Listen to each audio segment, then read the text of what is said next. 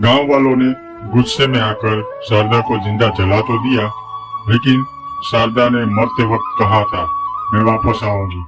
गांव भर में डर का माहौल खड़ा हो गया। एक रात जब श्यामलाल चाचा सो रहे थे, श्यामलाल चाचा के घर के पीछे किसी लड़की के चिल्लाने की आवाजें आ रही थी।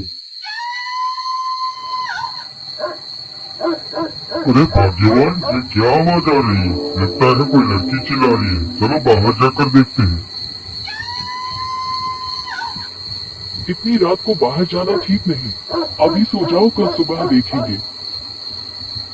चाचा और दादी फिर सो जाते हैं। अगले दिन सुबह होते ही श्यामलाल चाचा गांव वालों से मिलने जाते हैं। श्यामलाल चाचा को आते देख भीमा कहता है, अरे भाई श्यामलाल चाचा इतना क्यों परेशान दिख रहे? अरे भाई क्या बताओ, रात भर नहीं सोया, किसी लड़की के चिल्लाने की आवाजें आ रही थी। दिन ढल गया, फिर रात हुई और रात को वही हालात, फिर लड़की की आवाज आने लगी।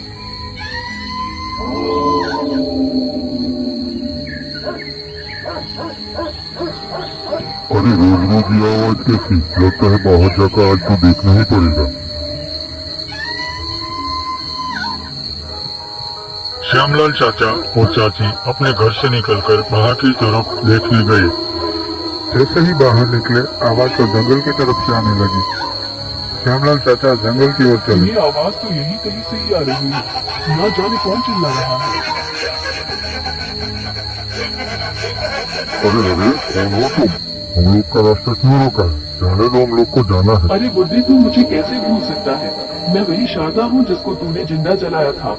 अरे बुद्धि, तू भी शामिल थी गांव वालों के साथ। शारदा ने श्यामलाल चाचा और चाची को मार दिया और गांव की तरफ आगे बढ़ी। एक दिन रात को बनवारी अकेला जा रहा था और शारदा उसके सामने आ गई। अरे बाप रे, ये कैसी आवाज आ रही है? मुझे तो डर लग रहा है। अरे बनवारी, अगर तू अपनी जान बचाना चाहता है तो ये गांव छोड़कर भाग जा, नहीं तो मैं तुझे मार दूंगी। बाप रे, मुझे तो अपनी जान प्यारी है। मैं तो कल सुबह ही गाँव छोड़कर चला जाऊंगा। बनवारी होते ही बनवारी अपने दोस्त बिरजू के पास गया और बिरजू को कहने लगा, मैं तो ये गांव छोड़कर जा रहा हूँ। बिरजू बनवारी से कहता है, अरे क्या बात है, तुम क्यों इतने परेशान हो? रात को शारदा मिली थी, मैं तो ये गांव छोड़कर जा रहा हूँ। इस गांव में कौन रुकेगा? अरे बनवारी, तू तो बहुत डरपोक है। हम लोग तो ये गांव छोड़कर किधर भी नहीं जाने वाले। तो तुम लोग नहीं जाओगे तो इधर ही तुम लोग की मौत होगी। मुझे क्या, मैं तो चला। दिन ढल गया, रात हो गई, फिर वही का वही परेशानी। बिरजू रात को अकेला जा रहा था और अचानक उसके सामने शारदा आई। कौन है? मुझे डराने की कोशिश मत कर, मैं तेरे से डरने वाला नहीं हूँ। अरे बिरजू, तू तो बहुत ही हिम्मत वाला है। तुझे तो डर भी नहीं लगता। आज मरने की तेरी बारी है।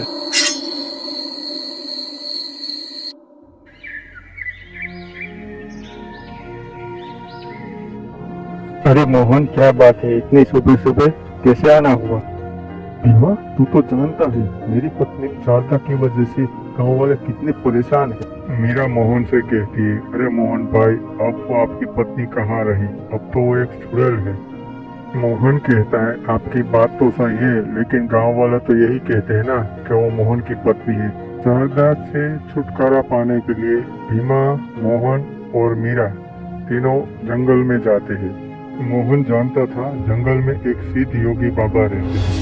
वो बाबा कितनी भी बुरी आत्माएं हैं सबको वश में कर सकते हैं। इसलिए तीनों जंगल की तरफ चले। चलते चलते बाबा के आश्रम तक आ गए।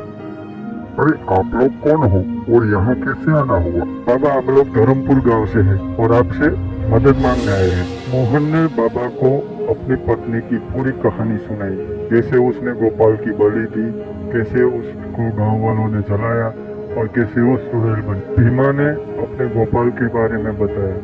शारदा ने कैसे उसको मंत्र शक्ति से अपने वश में करके और शैतान के सामने उसकी बलि दे दी। गांव वाले कितने परेशान हैं, ये सब बाबा को बताया। अरे आप लोगों की कहानी तो बहुत भयानक है, लेकिन गांव वालों ने बहुत गलत किया है। मोहन कहता है, अरे बाबा, गांव वालों से गलती तो हो गई, अब इसका कुछ निवारण करें। मैं आपके गांव में आऊंगा। अमावस की रात को बाबा आ गई और चुड़ैल भी आ गई। अरे दोस्त चुड़ैल, तू गांव वालों को क्यों परेशान करती है? जा चली जा, वरना मैं तुझे जलाकर भस्म कर दूंगा। जिस तरह तुम लोग ने मुझे मारा था, पूरे गांव वालों को भी एक करके डरना होगा। मेरी गलती में क्या चूक है, मैं अपना बच्चा चाहती हूँ। मैं बस अपना नसीब बदलना चाहती हूँ। अरे मैंने तो तुझे पहले ही बताया था कि अपने नसीब के संतान को चुनो। फिर भी तूने मेरी बात नहीं मानी और गलत रास्ता अपना लिया। और गलत रास्ते का गलत अंजाम मिला, तो इसमें गांव वालों की क्या गलती? लेकिन तुम गांव वालों ने मुझे जिंदा जला कर मार डाला। अब पूरे गांव वालों को मैं मार दूंगी। मैं तुझे आखिरी बार बताता हूँ, ये कमंडल में आ जा, मैं तुझे मोक्ष दिलाऊंगा, नहीं तो तुझे जलाकर भस्म कर दूंगा। बाबा, अगर मैं आपकी बात मानकर आपके कमंडल में आ जाऊं तो मेरे बदले का क्या? मेरा बदला तो अधूरा रहेगा। अरे दोस्त चुड़ैल, तो मुझे अपनी शक्तियाँ इस्तेमाल करने में मजबूर मत कर, तुझे भी जलाकर भस्म कर दूंगा। बाबा, मुझे माफ करो, मैं आपके कमंडल में आती हूँ।